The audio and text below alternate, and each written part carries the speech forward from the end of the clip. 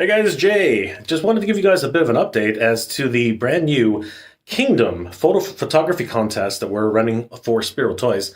I'm here with diorama maker extraordinaire Noah, aka Mega City Minis. What's going on, Noah? How you doing? Hey, how's it going, guys?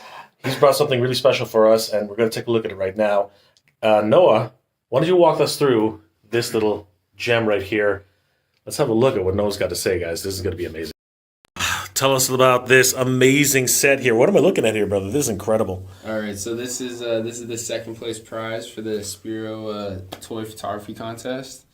Now, what I try to do is I try to do a little bit of my own research on Spiro toys and kind of the style of what they do. And this is kind of one of the ideas I had in my head. There's also another one for third place as well. It's a little different. But if you've seen on my stuff before, I try to do stuff with magnets a lot. And these walls are all on magnets, so you can take them off. You can place them like together if you want, kind of thing, and use it as like a separate accessory. Or I always like to leave spots like this with magnets because if you ever want something else in the future, I can always I keep the measurements, so I can always do another addition to it if you like. But this is the second place prize, and there's also the third place over there as well. Incredible. So, give us a couple of details here. This looks amazing. We have this wonderful grass feature here, as well as this dirt. I mean, How do you get this so accurate? I mean, I love the way the grass actually stands up. It's almost like real grass. Yeah, so the grass was actually one of my bigger accomplishments this time. I haven't done too much of static grass before, but there's a machine that I use, and it just makes it a lot easier to do static grass instead of some of the old primitive techniques. But yeah, everything else is pretty much made of the pink polystyrene like foam, like the pink foam you see in like construction. That's mostly what the rest of it's made out of, and this is also a real tree as well. And there's the odd other little tip and trick I got hiding around here as well. Incredible. All right, let's take a look at the second one because that's just as good. And if this is the second prize and the other one's the third prize, this is pretty amazing regardless.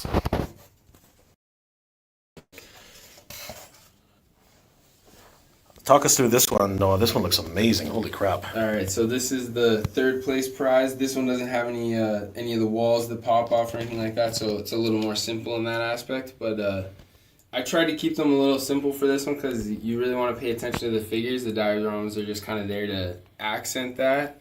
But I try to do a little bit of the same kind of stone techniques. I had a couple more trees as well. Very similar design, but a little different. Another little spot for some other figure up there as well.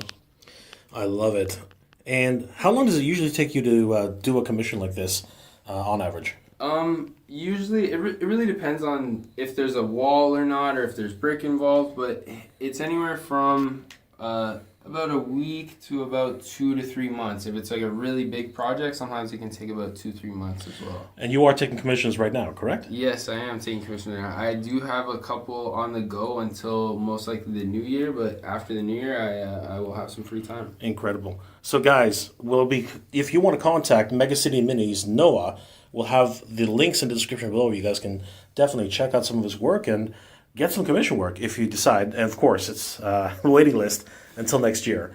But this is the third place, and we just saw the second place for the Spiro Battle for the Kingdom photography contest. Noah, thank you so much for letting us take a look at these. Amazing. No worries. And of course, guys, definitely check out Mega City Minis on Instagram, Sure, and we will see you guys very, very soon. This is incredible. Holy crap, everybody. Those were the second and third place prizes for the Animal Warriors of the Kingdom Battle of the Kingdom contest, which is running right now. As a matter of fact, as you guys are probably already tuning in to find out, round one for the A group has already completed. And we're lucky enough to have a few guests tonight who, at least one of them, is moving on to round two. So this is going to be really, really exciting. But before we bring him in, we're going to bring in, of course, a good friend of the channel and, of course, co-host for this evening, my good friend, my brother from another mother. Of course, it is Carlos of the Badass Reviews. What's going on, Carlos? What's up, man? How's everything? How's everybody? Not bad, brother. Not too bad. Everything good on your side? Because it's been pretty crazy. It's getting cold over here, Carlos. I don't know. You live in a very warm state, so it's not that bad. I'm in Florida, man. So it's like right now, I think it was like, let me see, outside, I'm gonna tell you right now, outside we are at 67 degrees. Okay. So not bad, No, but not like great. it's like 15 or 16, I guess, degrees Yeah, Celsius. kind of like that. I mean, we're good. I mean, during the day it's kind of like breezy, little sun, which is nice, and at night it's a little bit like chill and stuff. But I mean, it's okay. It's not that bad for Florida.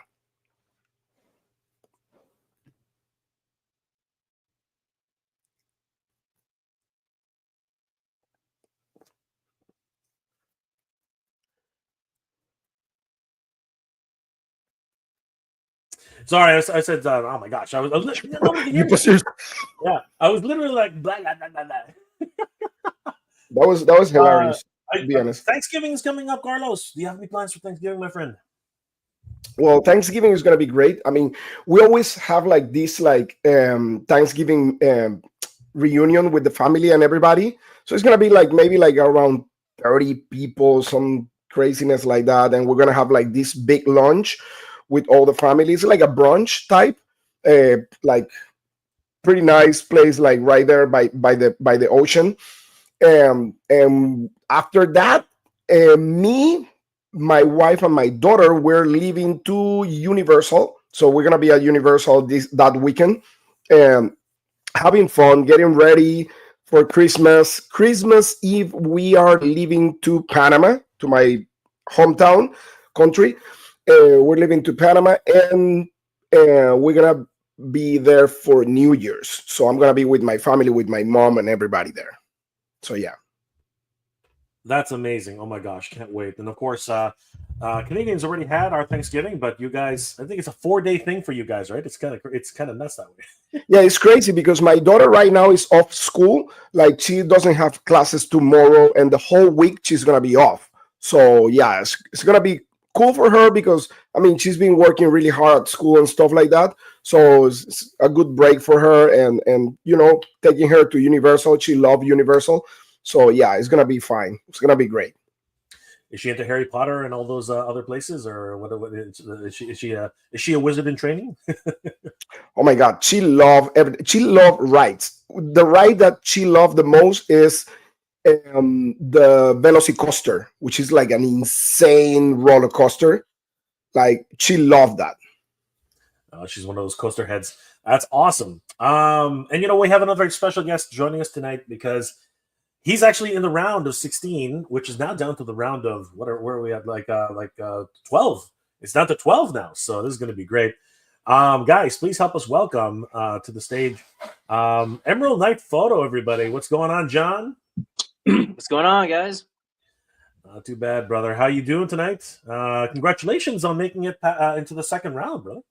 Oh, appreciate it. Thank you. At least somebody won so far. My Raiders didn't do so good today. They lost, but we're still we're getting that number one draft pick. I think we're in the top 3. So as long as we keep losing, we'll get a good draft pick. At least there's a light at the end of the tunnel. But no, other than that, yeah, I'm very humbled by the experience, and I'm sure we'll get into it. But yeah, just it was super cool. Super fun tournament that Spiro's putting together. So yeah, it's very it was very fun, very kind of it's not over yet, John. no. Well, I mean, I won't get into it, but I'm sure I'm not gonna make it past the next round. I know. I already saw who I'm going against. No, he's been like very humble. He's like, it's done, but for everybody else, not for me. Let me tell you, John. Let me tell you. It's about grabbing as much of the audience that you can, right? So basically, the more people you can get on this train, the farther you're going to go. That's basically the way it goes. That's just a secret tip for everybody out there. If you can get as many people onto your side as possible, that's where it really makes the difference. Okay. Yeah, so that's why I told everybody. I told like everybody was competing. I was like, hey man, contact your friends.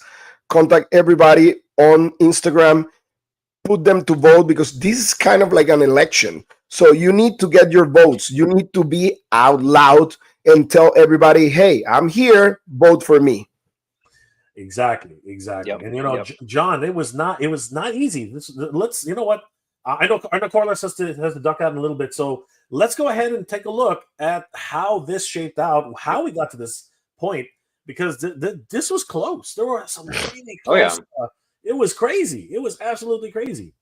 So, guys, if you don't know, if you know, you know. The Battle of the Kingdom, our AWOK photography contest, Animal Warriors of the Kingdom photography contest, Group A round 1 happened just a few days ago. Actually, it was yesterday, really. And all the votes have been tallied for Group A, and it was a close one, guys. This was not something that was easy to tally. So let's take a look at how this ended up. Heading over to Instagram and the stories for Animal Warriors of the Kingdom. So basically, head over to Animal Warriors of the Kingdom, check out Battle of the Kingdom, which is linked on their page. Let me, you know what? Let's just go through that whole thing. So if you head over to Spiro Toys, Animal Warriors of the Kingdom, definitely give them a like and a follow, guys. They're a wonderful, brand new action figure line. What's not brand new? It's been around for a little while. Yeah, it's not new. Yeah, they're doing some amazing things with their characters. You guys can see that they've got new and upcoming toy lines coming fast and furious. They were at Legion's Con, and we saw Jason and all the guys there. It was such a great time to meet everybody at Legion's Con. They had so much brand new merch. But if you head over to their Instagram page, right here, right at the top, Battle of the Kingdom, you can check out all the results that are happening right now, as well as the voting for this wonderful contest. So heading over here and scrolling through a few of these wonderful shorts, we'll finally come to the actual voting itself. And if we take a look, here's how things shaped up. Round 1 from Group A started with Endless Fable versus Billy Kessler. Holy crap, this was close. That was a close one. This was close. very close. 44% for Endless Fable and 56% for Billy Kessler. Holy crap, talk about a nail biter. This was crazy. And of course, it definitely was. I mean, look at the quality of these photos. I mean, this was a hard decision either which way. It could have gone either way, guys. It was and it really was. It really was a very, very close match. But in this match, there could only be one survivor, and it was Billy Kessler, who was the winner. Congratulations, Billy. He moves on to the second round. The next matchup was even closer, guys. That was really close. Wow. This was so close. This was ridiculously close. Photo finish, my friend. It was Blue Olive versus dtpmpmp. I got it. And Ooh, you got it. This was so close to call, guys. 51% to Drew Olive and 49% to dtpmpmp. This is crazy. And again, it was a really tough decision. I mean, look at these two competitors. Really crazy, but there couldn't be only one. And it was, of course, Drew Olive. Yeah. Congratulations, Drew, for moving on. And really if I didn't say it already, congratulations to Billy Kessler. These two warriors go on to the next round. And then, of course, it was Eddie and his toys taking on Vaz Picks. Again, a really close match. Not as close as the other two, but definitely closer nonetheless. Eddie and his toys got 60%, whereas Vaz Picks got 40%. And again, the competition is fierce in this round of 16, but only one could emerge victorious here, guys, and it was Eddie and his toys. Congratulations to Eddie. Just crazy. And finally, this one, we already kind of spoiled this one, but Sorry Tracks took on Emerald Knight Photo. And this one, I don't know, John, you're saying you're not going to make it past the next round, but man, this one was what? Go ahead. No, I'm just gonna say. Well, I mean, yeah, I mean, it's just Sorry Tracks. I mean, he's actually, everyone in this competition. I pretty much know everyone in here, so it's that's what makes it so kind of fun and competitive. But it's like that his photo. I was like, oh my gosh, the angle of it, the composition, everything, the lighting. It's just like there's no way. And so I was like, kind of. I was surprised by it. I was like, if anything, I think it was going to be a photo finish, if that. Either he was going to run away with it, or it's going to be a photo finish. That's why I was kind of surprised when I saw the outcome. Like, oh my gosh, it's like, yeah. I mean, it's just one of those kind of weird things that happen, because I looked at his photo like, oh man, this thing is going to just run away with it, and it's just, yeah. I mean, don't have any words. I'm just shocked. It really comes down to grabbing your audience and letting them know what's going on and telling them, hey, I'm in a race here. You know, I'm in an election. I need your vote, right? And I need your vote. That's it. Yeah, that's it. And that's exactly what happened. And the people spoke, and Emerald Knight Photo moves on to the second round. And we're just waiting now on the next round for Animal Warriors of the Kingdom. Congratulations to everybody who participated. I mean, this was not an easy contest, as you guys know. No. I mean, seriously, this is one of those things where it really does test your mettle. I mean, look at Eddie's submission, absolutely bonkers, just crazy. Drew Olive, I mean, just really feeding into that idea that this is not, just a sword and sorcery idea. This is something that's set into the future. You know what I mean? Like crazy stuff. Eddie and his toys. I mean, come on, Tiberius, like crazy. Gorgeous shot, man. And Eddie, I mean, I'm in so many collabs with him, and he's always knocking out of the park. I mean, his scenery, everything that he puts into it. I mean, just breathtaking. I mean, gorgeous looking. Just absolutely bonkers. And of course, the Emerald Knight himself. I mean, like seriously, John, great stuff. The atmosphere, the everything about it, the lighting. Yeah, the atmosphere and the lighting, dude, was a killer there. Oh, thank you. Really killer, to be honest with you. Guys, please follow all of these great contestants. Billy Kessler here on Instagram. Give him a like and a follow. Also, Drew_Olive. Give him a like and a follow. They're all doing some amazing photography work. Eddie and his toys, again, freaking incredible. Just some amazing stuff that was going on during the competition. And of course, Emerald Knight Photo, who's just killing it right now. These guys are seriously just taking toy photography to the next level. It's really crazy. And let's not forget the other competitors who fought really hard to be here. Endless Fables, just amazing. Guys, please give Endless Fables a Brian, of course, who's in the chat right now, I believe. I mean, again, no shortage here. Amazing talent going on. It was absolutely crazy. Then we have Vaz Pix. Seriously, Adrian doing some crazy stuff. Right? I love the backdrop. Of course, it's a monitor, but it looks beautiful. Sorry, Track. I mean, seriously, John, it could have gone either way. It could have gone either way, brother. It seriously could have gone either way. Great shot. Yeah, that's one of the shots that we were talking a lot about. Yeah, just because of the whole story behind, like the whole movement on the picture, like the way he used that lens, like to make it look like it's actually moving. That was a great shot. Also, just gorgeous. Yeah, that was a hard one. Oh, absolutely. And then of course, dtpmpmp. He was not slouching, man. The angles he was getting on these freaking figures. That's so awesome. Just ridiculous. It's really unfortunate that only a handful of people can move on. But seriously, you guys are all winners in my book. Seriously, you guys are just absolutely killing it. And rightly so. Congratulations to everybody who's been in the contest so far. You guys are freaking amazing. Carlos, I know that you have to bow out for a little bit. But, actually, I was talking on the chat with the people, because what happened is, like, I have an interview with Grow As Man Toys. They're gonna do like an interview with me in my toy room and stuff like that. So we kind of like pre-recording, and I told the guys like it was today at 8:30. Yep. So I don't want to be like that guy, like and that's feeling important, like like wait for me or whatever, Yeah, it's all good. Carlos, how can people reach you, and what are you working on really quickly before you take off? Well, guys, as always, you can reach me right there. Badass Reviews on Instagram and YouTube, of course. And also check From the Realm. This is my new Kickstarter with my brother Jorge and Eric Sosa. We're working on an amazing toy line for next year. Kickstarter is going to be on.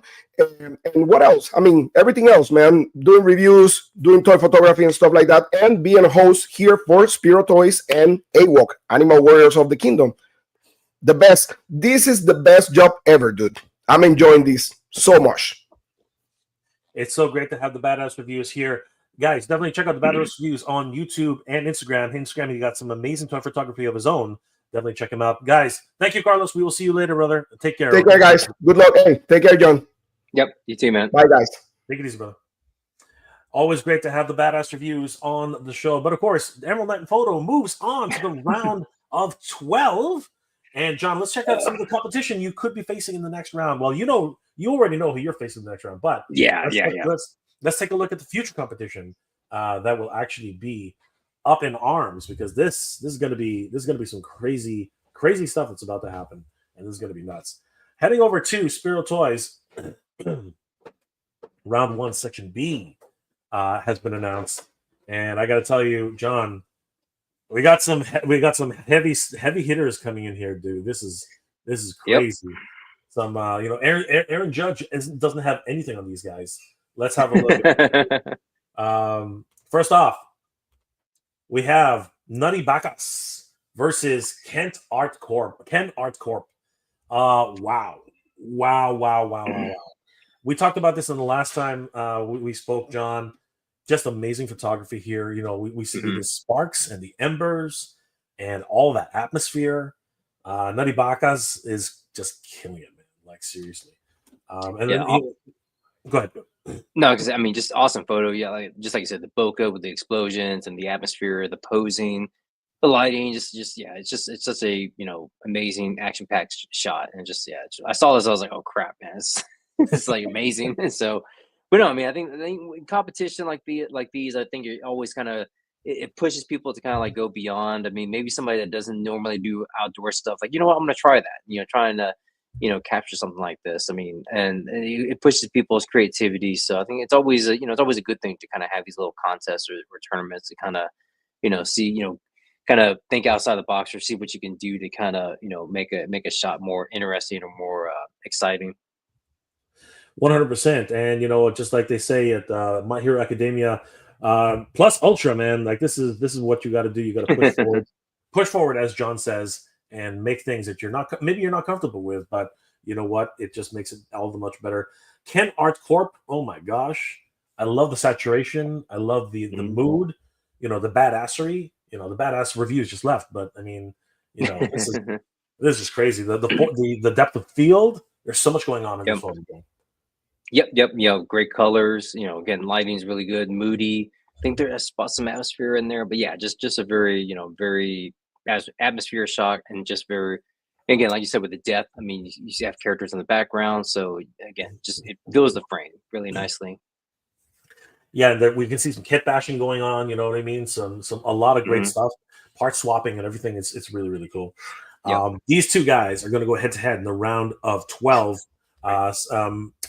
Group B, round 1 continues this Monday. So guys, get ready, because the voting starts on Monday. Next up is Toy Photo Guy. Oh my gosh. And no chewing. Oh man. This is going to be a match. And you know what? The mood is top notch between these two. I mean, like, they're basically this could be two different scenes in the same book. You know what I mean? This is crazy. Yeah, and it's going to be tough because Toy Photo Guy, I mean, Bill and no chewing. I'm friends with both of them, and it's like, I mean, I may have to do a coin flip. I'm not seriously. I may have to do a coin flip to vote, because it's like they're both amazing pictures, and it's just like I can't choose, and it's hard when the person, because it's like, oh, it's like it's just, it's very tough. I mean, and this one from Bill, Toy Photo Guy, it just really, again, you see the hint of the sparks, the overhead lighting. It's supposed to be like a moonlight, and you got characters in the in the foreground, and you have a trail right there in the background ready for battle, and you have light hitting from both sides too, to kind of simulate that fire that's coming. So yeah, very very, very great shot. A lot of good storytelling in here, and of course he's a Dio. I mean, I'm just looking at the pieces in there too, the way he's using it. It's just it's fantastic. Yeah, so much going on in that shot, 100%. And then of course we have the man no chewing himself, Chewy, always brings it. And this shot again could be another scene in the same book in a lot of ways. And a lot of great use of I think that is the Mythic Legion's horse. And again, just a wonderful composition all around. The atmosphere, as always, with Chewie, he never misses a beat to use that stuff. Oh yeah, definitely. Again, just like you said, I mean, this seems like it could just be in the same scene. Maybe they're riding to go help a trio, and off, in the woods. But yeah, it's just the framing of the shot with the trees, the atmosphere of the smoke. Just it gives you that sense of action in the shot, and very very moody, very with the lighting. So it just captivates you. Yeah, and these guys are going to have stiff competition with each other. I mean, what a matchup! It's gonna be hard. What a matchup! It is going to be very, very difficult, as you know, Joe. As you know. Yeah. All right. So that's the second matchup. The third matchup. Whoo! It doesn't get any easier, John. It doesn't get any easier. Simon Toast takes on Eric Keyes IG. I mean, oh my gosh. Yorick, I knew thee well. It's got a lot of Shakespeare going on here, John. Like some crazy stuff. I love the use of the diorama pieces. The natural environments, right? Again, I'm thinking that is a monitor in the background. Still beautiful stuff. And of course, he's holding a simian head or a human head, but it's a simian's head. So crazy. Yeah, I think he put pants on him too, right? He put some some soft goods. Soft good pants, but on Lexicon. But yeah, I mean, amazing photo. I saw this from Simon Toast, and I'm just like, oh my gosh, this is so incredible. I mean, the lighting is on point. It makes it look like he is out somewhere outside in the forest, just hanging out, with a skull, probably planning his next move. But very gorgeous shot. I mean, this is straight out of something cinematic, something straight out of a film. Yeah, no, definitely a lot of storytelling, as you said earlier, and it just looks like he's relaxing, just having a conversation with his buddy. I don't know, but this one to me, it's hard to like. This is a great shot. I mean, really, kind of like harkens back to all those films, like Lord of the Rings, and any film where a whole bunch of people are traveling. I love the sky. I love the backlight. Eric Keyes IG. This one's gonna be tough, John. This one's gonna be crazy. And I'm curious how he did that. But honestly, when I saw this, immediately I thought of Indiana Jones, Raiders of the Lost Ark, and Last Crusade. When they ride off into the distance. I mean, it has that. I mean, I was like, I really got those vibes, and it's just like this is so well done. I mean, how he did that, I'm not sure, but it's like execution is just so on point. I mean, this is so breathtakingly beautiful.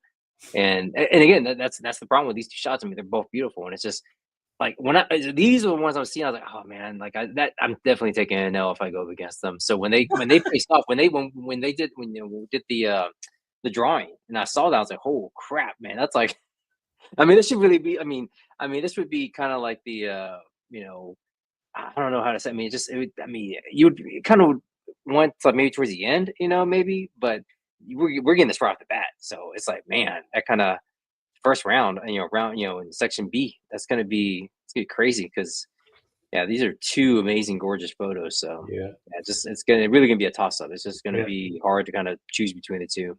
It only gets harder, John. It doesn't get easier. So be ready. And remember, everybody who's in this contest, reach out to your audience, man. That's how you're gonna move on. You're gonna move on because your audience is the one who helps you out here. And then, of course, we do have Will Flow 81 taking on Agent Gomez. And again, these two, very similar type of atmosphere in these shots. People, they're talking to their best friends, man, in the afterlife. I don't know what exactly is happening, but Will Flow, of course, has Pale there, talking to his best friend. I guess I don't know.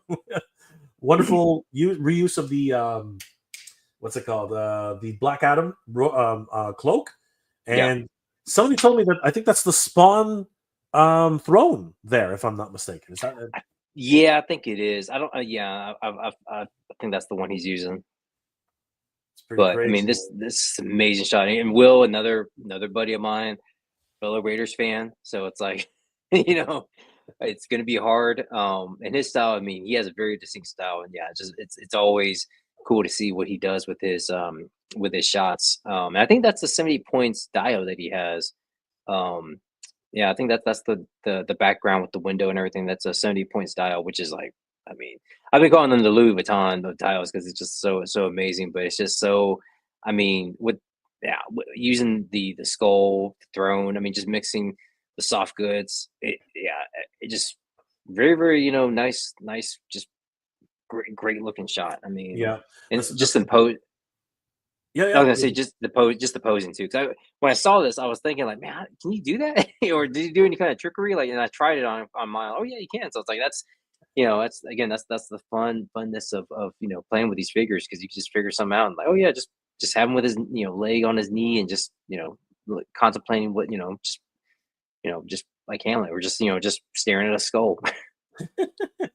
Planning his next moves, and again, the saturation here it's like hyper realistic. Yeah. I love the overall look, and it just gives you that atmosphere. That's so great. And yet, like again, putting in that diorama, chef's kiss. And then we have Agent Gomez, the eternal struggle right here.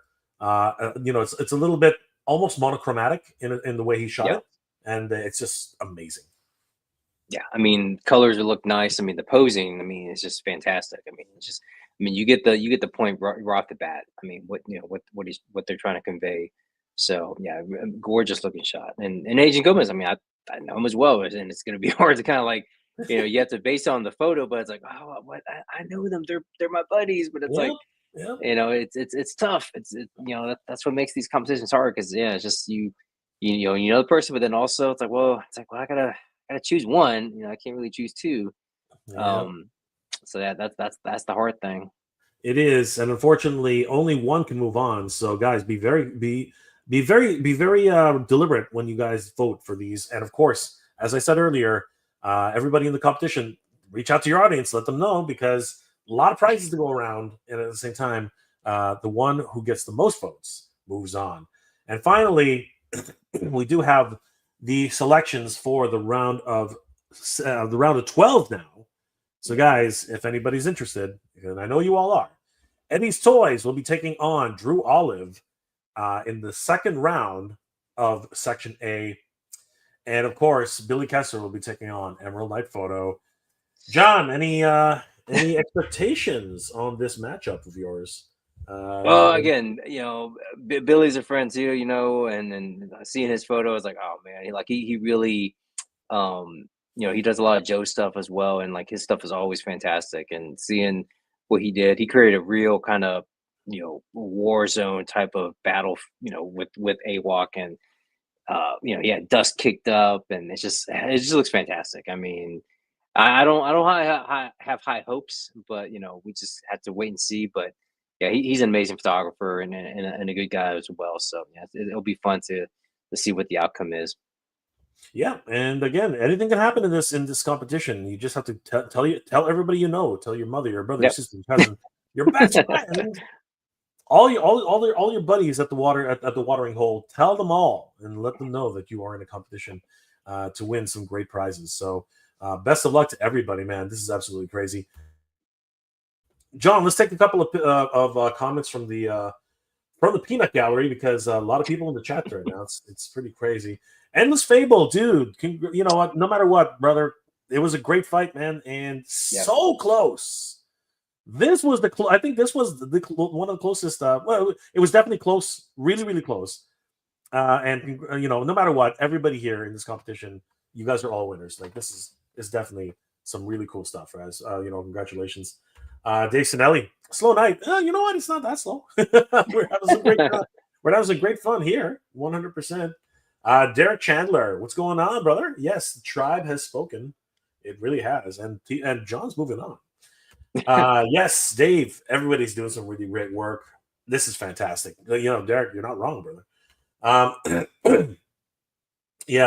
taking photos so I may not type too much. There you go, man.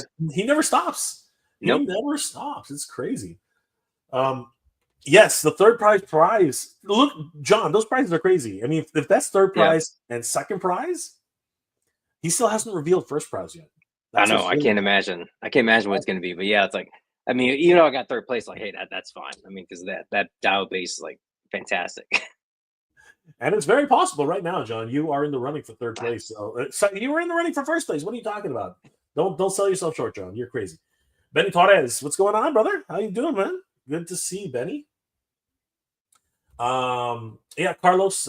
He had to bow out, but you know what? It was great to see Carlos again. Yep. I'm on mute. Yes, that does tend to happen. I do that all the time, unfortunately. Ground control, not reaching Jay. No, not really. John Guzman is here. What's going on, brother? I did send you, didn't I? Drew Olive. Congratulations on making it through the next round. That's right. John is making it through. Drew, Thank you. You are making it through. You guys are going crazy. It's going to be a lot of fun seeing both of you guys. And maybe in the future, you might go head to head. Who knows? We might actually see something. So be friendly now. We'll see what happens when you finally get to that round. Yeah. Thank you, Endless. Yes, indeed. Of course, Brian. Thank you so much. Everybody who moved onto the round of the next round. But you did amazing. Don't forget. You beat out like 200 people to get here, brother. It's all good. So it's all good, brother. So close. It really was. Drew. That was ridiculous, Drew. It was honestly just absolutely nuts. But congratulations. Wesley K. Tough competition. I'm sure AWOK photo collab will make sure one of our own makes it to the end. I think so. A lot of good friends. A lot of good friends going head to head on this, so it's kind of crazy. But no hard feelings, though. No hard feelings. At least we hope not. The man himself, Jason Bienvenu, is here. You can tell Drew reads the comics. Yes, you can definitely tell. Drew reads the comics 100%. Huge shout out to Jason. Thank you so much for being here tonight, Jason. And of course, sponsoring this event, brother. It's amazing. Drew, I'm not looking forward to going up against Eddie next. Oh, what a legend. You guys are all great. All you guys, everybody in this competition is a winner. You guys are freaking amazing. Jason agrees. All the photos are outstanding. Very honored to have all of these photos in the competition. They're outstanding. And Spiro's chiming in it too. The internet's acting up, but all these are amazing.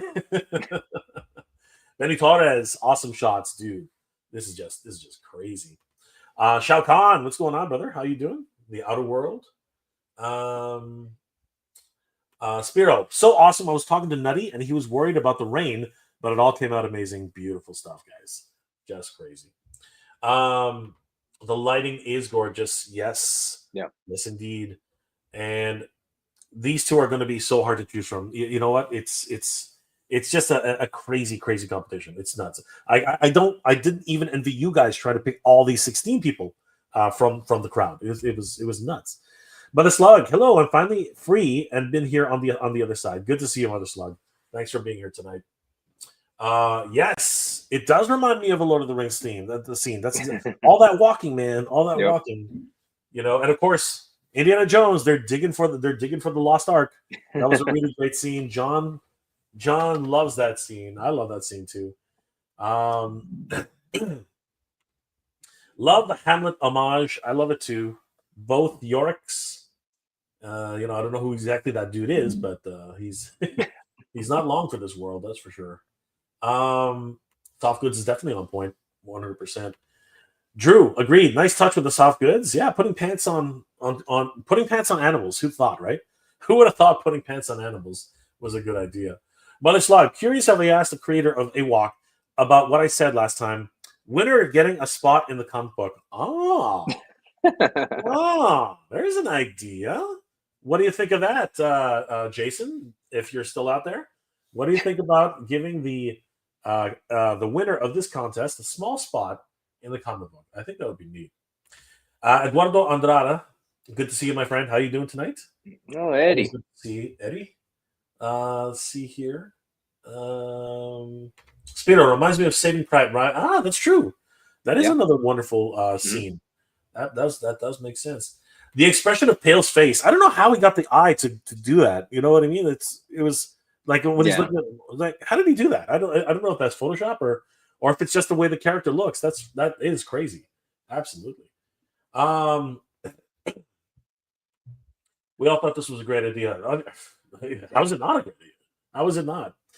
Drew Olive wishing John the best of luck. That might not happen the next round, though. You guys might be adding something.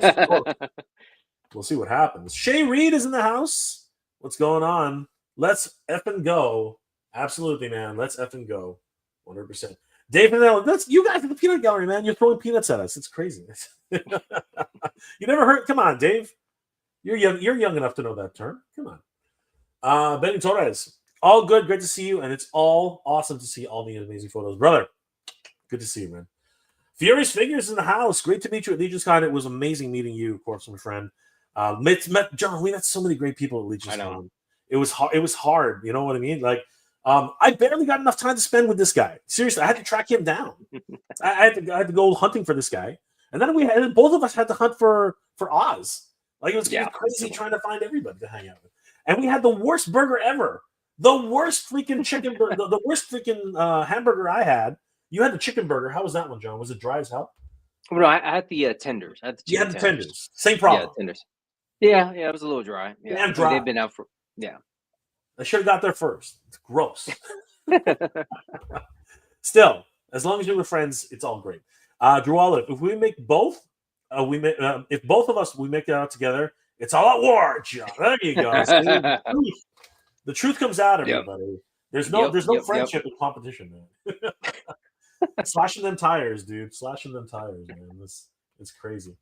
Like, you know, them Texans, they don't take things lying down, man. So it's no, we don't. No, it's gonna be a rough one, man. It's gonna be rough. Texas take.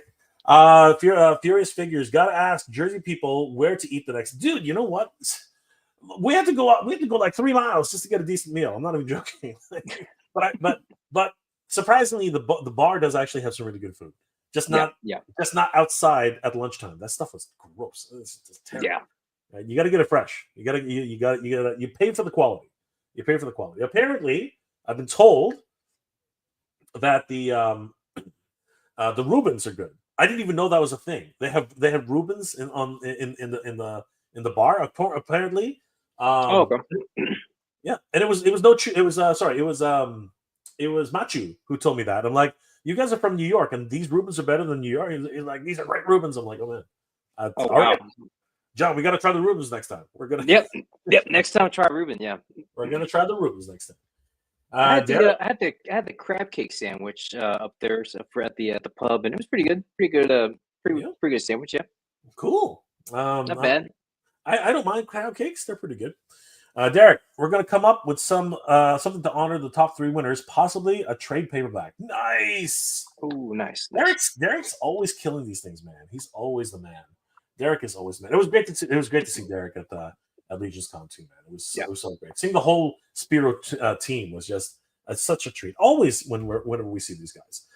Furious Figures. My con rule is eat breakfast, snack all day, and then go eat dinner. Sometimes that's all you can do. If you're at a table, that's pretty much all you can do. I didn't have much time to see the entire convention. I'm really regretting that, but it's all good, man. I was there for something completely different. So, all of us had to do what we needed to do, my friends. Mother Slug, good thing you were around. Fort Dix, AFB, haha. 20 miles to find a restaurant in any direction. Wow. Yeah. That's tough. That is tough, bro. That is tough. But yeah, man, this is the competition will continue, and once again, congratulations to everybody who made it into the round of 12. Now we're slowly whittling it down. Don't forget, everybody, that this Monday it continues with our next matchups in the first round for Group A.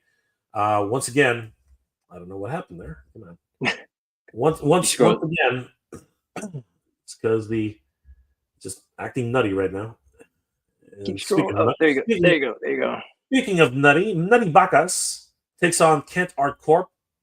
Will Flow 81 will take on Agent Gomez. Toy Photo Guy will take on No Chewing, and Simon Toast will take on Eric Keys IG. And again, it doesn't get any easier, John. This is just this is some stiff competition, John. I'm scared. I am scared to find out how. Not scared really. I'm more excited. I am excited. I'm excited to find out how this is going to play out and who will reign on top, or at least move on to the round 2 of the Battle of the Kingdom. Any favorites going in on this one, John? Or you're going to keep it close to the chest? I mean, I have a couple. Well, again, it's going to be hard because again, in Section B, I know a lot of people in there, a lot of homies.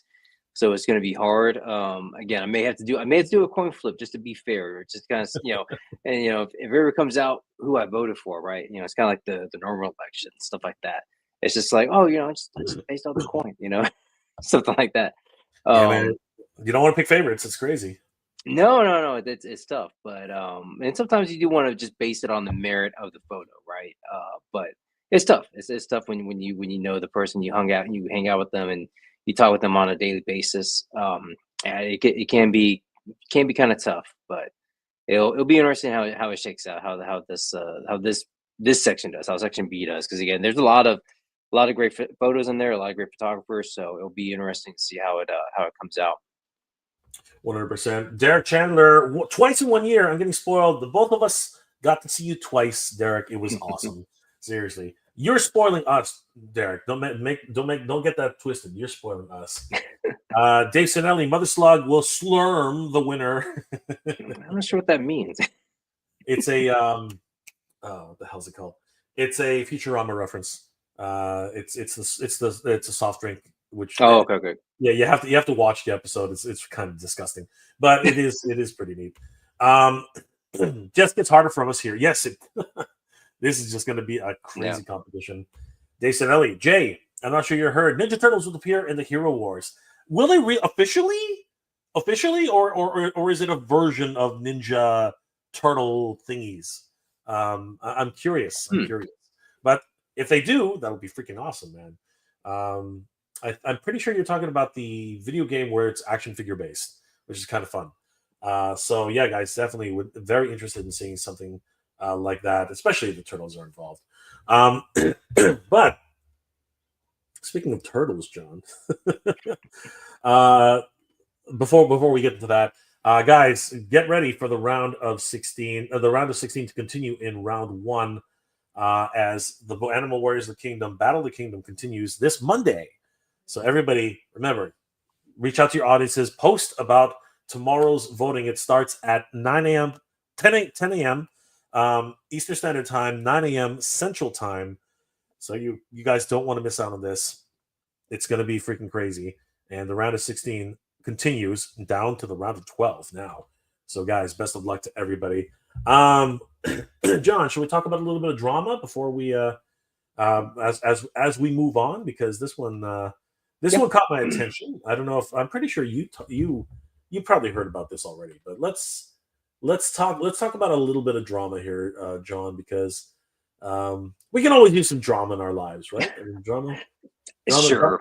Drama never really leaves us. It's just a foregone conclusion in so many ways. All right, let's talk a little bit. So guys, don't forget, if you want to find out if you want to find out the results, definitely head over to Spiro Toys, click on BOTK, and you can see all the results in real time if it ever pops up, just by scrolling through the stories, and you can see how everyone matched up and see the winners of the first round, Group A. And then, of course, we'll continue posting here for the voting, and round B, it's going to be fun. But a little bit of drama here going on right now, John. The HasLab Ghostbusters Ecto 1. I think we might be in a little bit of trouble here, John. We're down to, I think, 8 days left to go. If my math is correct, tomorrow will mark our 8th day, and we still have not hit the 10,000 backer mark yet. This is crazy. Are you following this story right now, John, or is this something? This is something. Well, I was gonna wait till actually, closer to, the end to go ahead and back it. I want to get it, but is it is it not gonna make it, or is it? What's the? Well, brother, check it out. We are 8 days, 2 hours, 59 minutes, and 30 seconds left to go. Okay. And we need a target of 12,000 backers. Oh shoot! I thought I had already passed it already. And I thought it was just doing stretch goals. We are at 9,400. We haven't even broken the 10,000 backer mark yet. Oh wow! So we're it's getting close to the wire, John. It's getting close to the wire. Do you have any thoughts on this? Like, what's happening here, John? Like, I honestly thought it was like it had already passed it. Honestly, I hadn't really looked at it. I mean, it to me it was like almost like a given. Like, okay, that's gonna make it. And then I'm just gonna wait just to kind of just I got some other stuff I'm gonna buy and stuff. I mean, I know you won't get charged till it actually like finishes, right? But I was like, well, I'll take care of that, close to the deadline. I didn't realize it was like still hadn't been, fully back yet. Well, So I gotta tell you, John, this is getting close to the wire, and if anybody's on the fence, now's the time to jump off. yeah, You got to jump off that fence because right now, if something doesn't happen in the next 8 days, really, really quickly, we still have over 2,000, literally over 2,000. Sorry, I have to hit refresh, but we need over 2,000 backers to make this a thing. 2,500 backers actually. That's where we're at right now. So we need about 2,500 backers just to hit the target goal. There are no stretch goals, right? There are no stretch goals. It is and this is the question I have. So check this out, John. I brought this up the other day. Brian Brink, thanks to our good friends over at Geek Dad Life. Let me just bring that up so that give me 1 second.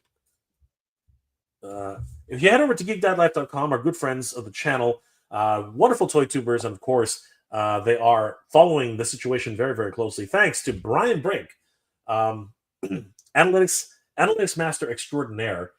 He's been following this for quite some time, and here's some interesting tidbits, John. So I don't know if you know this, but the deadline for Louis Tully, where you were supposed to get that as an early bird, right? If you backed it, there's a little bit of controversy surrounding that, and I'll get through that in a second. But so I said to say, everyone's going to get a Tully, and how's that possible since we haven't even reached our target goal? Well, what ended up happening was, and you can see it, the progression. Again, it's fascinating how these things. I'm not really a person for numbers, but I really do appreciate. I really do appreciate these charts that Brian puts together. So as you can see here, the early bird deadline was originally the 2nd of November, right here, represented by this gray line. Yep. Right. I did a video a few days. Where was it here? I did a video covering the fact that Tully's time was running out, and literally a few hours after I launched that video, Hasbro made an announcement saying that right on October 31st, just in time for Halloween, everyone was going to get a Tully as a special Halloween treat for Louis Tully. Now, here's the funny thing about that, John. Here's the funny thing about that. If you look at the progression chart, right off the bat, right, it had a great start. Right, 3,676 backers, and slowly but surely it was climbing, and it was on a steady trajectory towards funding. And for whatever reason, about 3 days before the funding goal, the early bird, they pulled the plug on the early bird and said everyone's going to get a Louis Tully, everyone.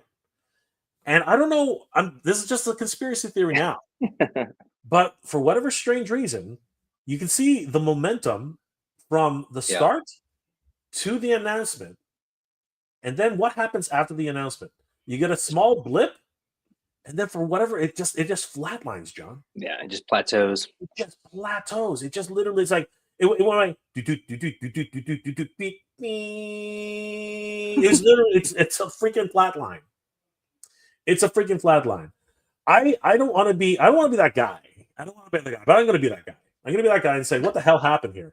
And I'm going to ask you the question, John. Do you think that there's any correlation with the fact that the early bird backers, right, were really pushing forward to this, backing process? And then all of a sudden, as soon as everyone got Tully, the momentum kind of slowed down? Or are there other factors in this, John, like, of course, groceries, gas, the whole 9 yards?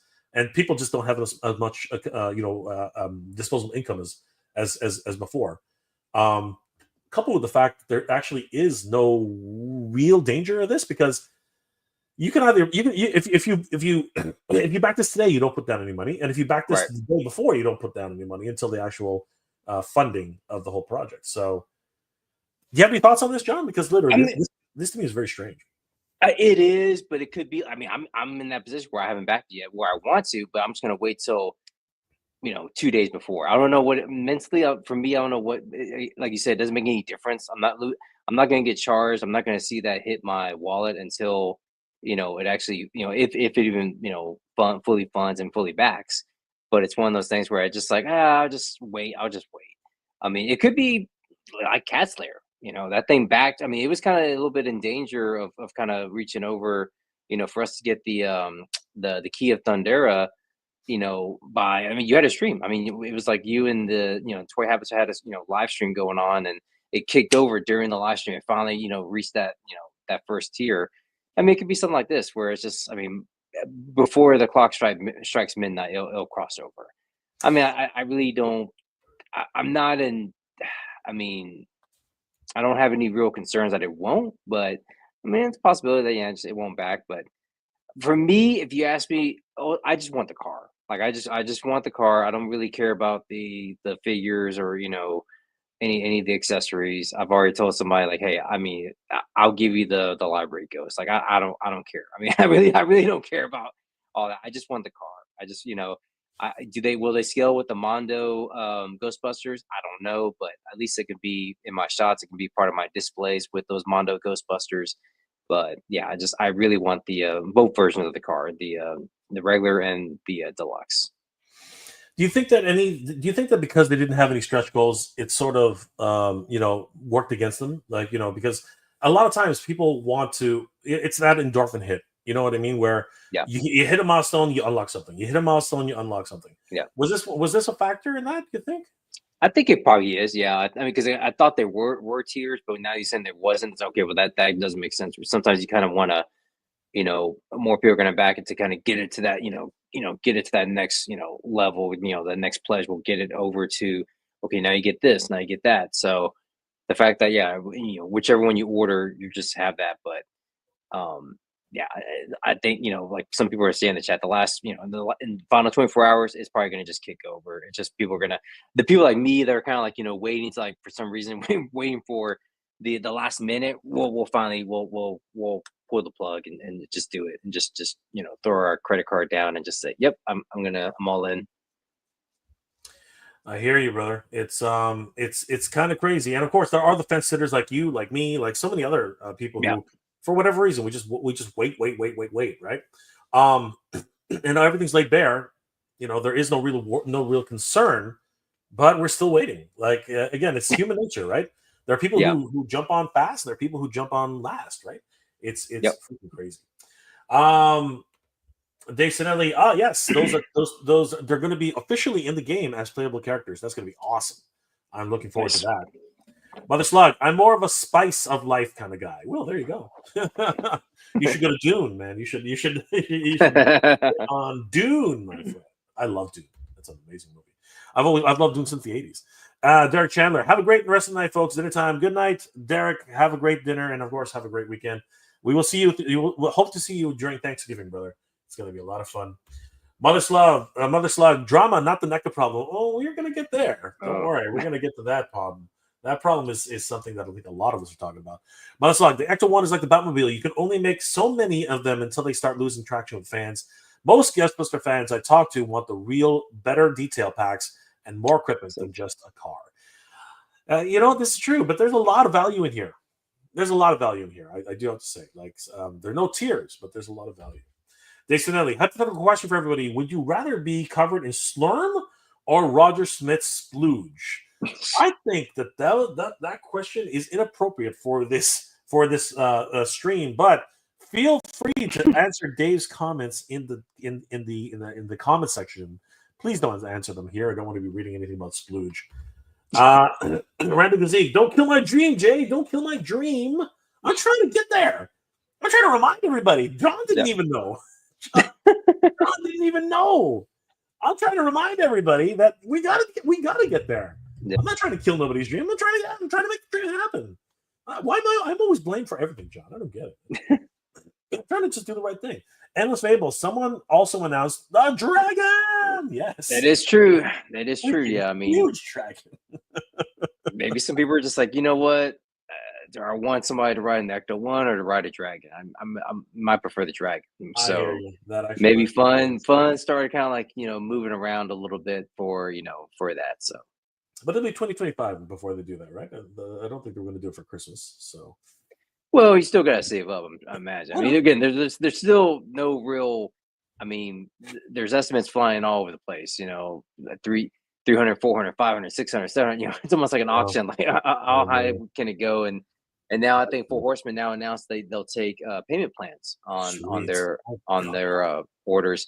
I mean, so it makes it they're getting you prepped. So Yeah. with their latest wave, you can do payment plans with it, and then so that's just like, okay, well, now you can do a payment plan for the dragon. That's going to go a long way. A lot of people, Yeah. you sometimes you price things out of the market, so payment plan goes Yep. a long way. Mother Slug, last 24 hours, I bet we'll get all backed, and that's exactly what John said. He probably read that message. It's probably true, Yep. but I just don't want people to miss out because you know what? Let's just be honest. There are projects which the last 24 hours made a big difference that didn't make it. Rancor. I mean, something. Dacinelli. Next goal after Tully, the hot dog cart. Yeah, spewing out hot dogs, right? It's so much fun. Random Gazeeg. This is going on for the Active One over Black Friday weekend. People may be spending money on Xmas presents. That is a consideration. Yep. That is a consideration. Mother Slug. Where is Dr. Janos? Dr. Janos. Who was Dr. Janos again, John? I can't remember anymore. Janos from Ghostbusters 2. Was it yeah. Oh the short yes, guy? Janos. Yes.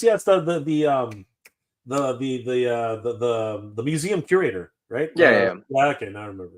Yeah, where are you from? The Upper West Side? The Upper West Side, yes. He is Vigo. Random Gazeeg. True that, absolutely. It is that. All right. We're gonna go through another piece of drama before starting to wind down, John, because I wanted to ask your opinion on this one. This one's kind of weird. Here's the one in the what not to do file for companies. If you like your customers. A couple days ago, it came to a lot of people's attention that NECA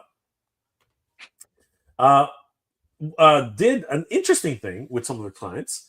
A little bit of a mix-up, John. So according to this letter sent out to specific customers of NECA, who apparently received an extra Donatello Sewer Lab. Check this out, John. Thank you for being a loyal NECA customer. We're writing to inform you that due to an unexpected error in our shipping system, you received an extra Donatello Sewer Lab diorama by mistake. Anybody else would be like, NECA, you're awesome, man, sending me an extra diorama. But apparently this was not planned, John. This was not a planned thing. They go on to say, we sincerely apologize for the mix-up and confusion. To help us resolve this situation and ensure that there are enough dioramas for the customer who bought them, we kindly ask that you return the extra product to us, and we will provide you with a prepaid return shipping label to make it as easy as possible. So they're being nice about that, at least on the surface. They're even going to pay for the shipping back, which, from what I remember, the customer paid for the shipping, if I'm not mistaken, John.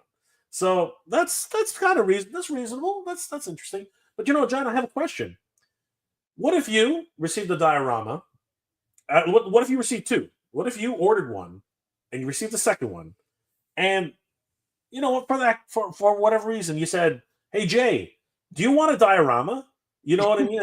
And you said, "Jay, I got an extra one, and I know you missed out on it. How about you just give me the cash for it, and then you can have a diorama that you missed out on." If that happens, because John, you're a generous guy. I know you, right? So what if someone like that's a possibility, right, John? That's something that could happen. Yeah, absolutely. I mean, that would be for me. I wouldn't even charge. I would just be like, "Hey, you want a diorama? Here you go." I mean, it would just be one of those things. I know, John. We would do that. Yeah, I mean, just because I would just be, that's I wouldn't even try and flip it or anything like that. If I knew somebody that really wanted that missed out, like, hey, here you go. Just, I got mine, so I'm straight, so I'm fine. The question for this though is what's the time difference with this? Because I mean, is it like you get the letter? I mean, right after you received it? Because I've read people have done that, right? They just either they flipped it or they gave it or whatever it was. There's the key, right? There's the key. Yeah. And that's exactly what I'm asking. Because John, being the generous type of guy he is, because he will actually give it to a friend, like free of charge. But I'm sure, a few bucks here and there. But people have done that, rightly so, because like, I'm not sure if this is state to state, but actually, even in Canada, once you have possession of something, it's technically yours. You know what I mean? Like it actually belongs to you. And by the letter of the law, there's not much a company can do to really force you to return that. It has to be within the consideration of you as a customer, Right. to have the wherewithal to say, you know what, okay, you know what, this is mine. I should actually give it back, right? And rightly so, people have done that, right? But there are people out there who just, fortune smiles. I have an extra diorama. I'm going to spread the wealth. I'm gonna sell it to my friend at cost. I'm going to give it to my friend as a gift. I'm going to, sell it on eBay because I need the extra money. Times are tough, John. Times are tough, right? And regardless of what happens and what goes on, people have done what they've done. So NECA goes on to say that they have instructions on how to return it, but then they add a tiny bit of a caveat here, John. And this is where it's kind of rubbing the community a bit raw right now. So let's check this out. First of all, they do something cool. We profusely apologize for the inconvenience. Upon receiving the diorama, we will provide you with $100 NECA store credit to use on your next TMNT purchase as a token of our appreciation. That's cool. Yeah, John, that is a cool thing, don't you think? That's awesome. Yeah, I mean, yeah, it is. I mean, it's just then you see the next couple sentences after that, you're just like, wait. But the first gesture is not bad, right? The first No. actually, Yeah, I mean, right? everything before that, including the $100, credit. Okay, no problem. No problem. If I hadn't given away yet, or if I still was in possession of it, like, okay, no problem. By the way, Here you John hasn't gotten anything. No, I haven't. Well, it's funny seeing this now because I am getting the Mexico turtles. I did, get them. So it's funny seeing this now. I was like, oh crap, I actually need one of these now. Yeah, exactly. But no, I mean the way they approached it when I first was seeing all this and I read it, I'm like, okay, well that's that's understandable. I mean, giving you the $100 credit, okay, cool, awesome. Yeah, not bad at all. I mean, everything up to that point, just very professional, very okay. Cordial, very very nice, right? It's actually a really cool thing. It's this next line that pretty much has divided the community, and really given a sour taste in a lot of people's mouths. Yeah, it's the wording that really, I think, it's the wording that really, it's a heavy type of implication here. Failure to return the diorama may result in limited opportunities to buy the future products from NECA store. That is I don't know how to take that, John. Like I don't know how anybody can not take this as a slightly threat. It's a veiled threat. It's a veiled. That is a veiled threat. I'm not even sure that's a veiled threat. I think that's a direct threat. It is. Yeah. I mean, when people were posting this, right? That they got these emails, and I was reading it, and I was just like, okay, just like I said before, it's cool, and then failure returns it. Okay, so what if you already got rid of it? What if this and that? Like, hey, and it's like, okay, now I gotta call it, or hey, DMJ, hey man, can you send that back to me? I know. Because I mean, I'm gonna be screwed out from buying anything from NECA going forward because I didn't return this diorama. And it's like, then CJ's like, oh man, I gave that to my brother. Yeah. Yeah. Or you know what? What if and this happened before. What if Jay's a dumbass and he's like, oh shit, I didn't know that thing wasn't supposed to go backwards. Crack, right? And you know what? Yeah. I broke the dang thing. You know what I mean? What happens then? Yeah. I threw the box away. You know what I mean? Like, will you accept an open package in like haphazardly taped up a bag? Like, yeah, there's it doesn't even say. Yeah, they're not even clear on that. What if you actually opened it? What the free one? Because I mean, you're saying, oh crap, I got two of them. Okay, let me open this one, then let me open this one, and I mean, they're not even clear with that. It's just, yeah, they could have gone a lot better way of kind of making it into again, it's their screw up. I mean, they screwed up. Bottom line, they screwed up. Yeah, 100%. And this issue is now starting to be covered by multiple toy sites like Toy News SI, like Reddit is starting to talk about it. A lot of people are starting to notice that this $299 turtle lair is starting to get traction for the wrong reasons here. And it didn't actually stop there. People actually got a second email. I don't know if you heard about this, John, but people actually got a second email. Did you know about this? Did you know about this one? I might have. Do you have a copy, or do you have a? Well, here, we're gonna get to it right now. Okay. Good friend of the channel, Matt Hatter, covered this extensively, and he had a follow-up video which actually showed the second email. And this is where things get wild, John. Things get freaking wild here. So, according to Matt Hatter and multiple sources, not just Hatter himself, according to them, and we'll just read this thumbnail here because it's pretty simple. According to them, this email went out from NECA. It goes on to say, by now, you should have received a shipping label to return this misshipped item. John, this is wild. This is wild. Listen to this. If we do not receive the piece back in the next few days, so next few weeks, you're going to be charged. You will be charged for it and exempted. Not only will you be charged, John, so get this.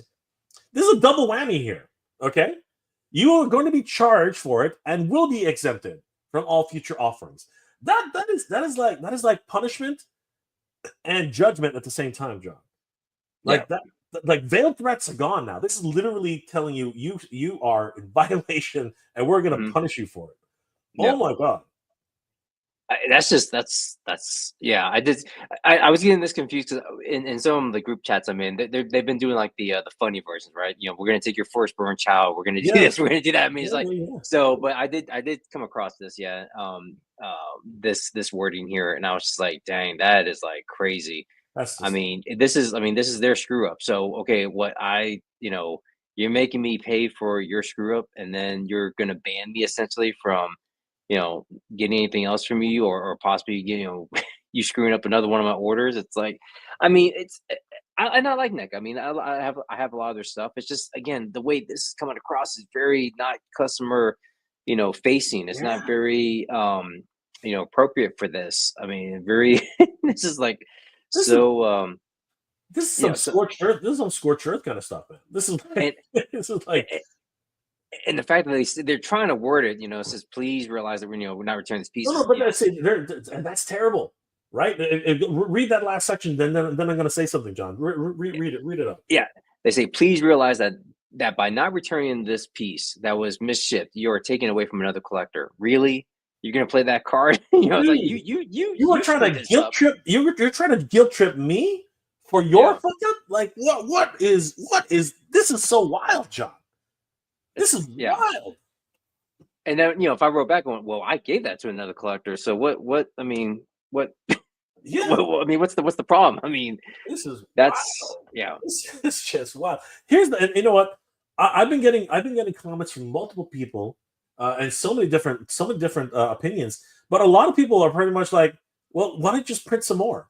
Why don't you just make some more and freaking get them out there? Because this was DECA's fault.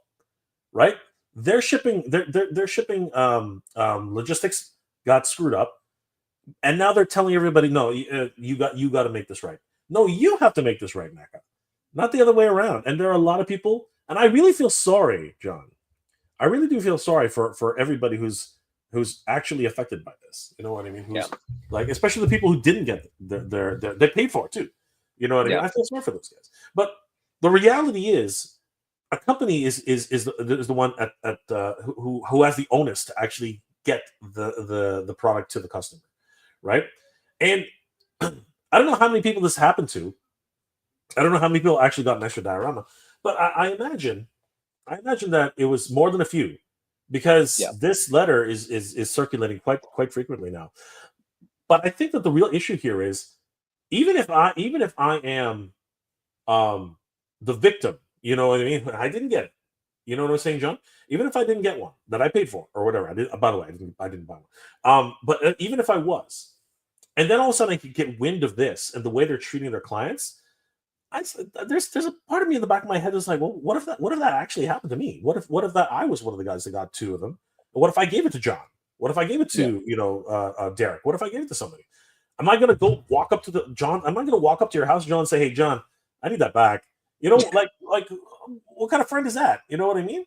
And you know what if there's another option? What they didn't even. Here's the other thing: they didn't give any additional options. What if I just say I ring up NECA and say, hey, yeah, I really like this. Can I buy it?